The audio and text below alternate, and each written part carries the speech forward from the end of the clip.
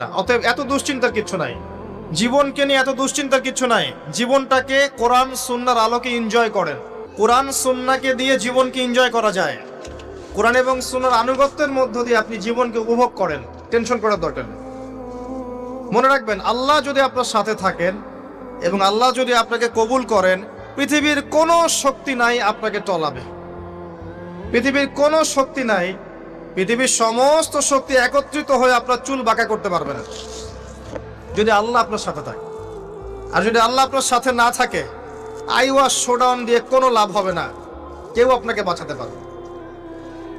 অতএব আল্লাহকে আপন করে নেন, যার যার হক তাকে তাকে দেন, নিজের হক আল্লাহর কাছে চেয়ে নেন, ইনশাআল্লাহ আপনি সুখে থাকবেন।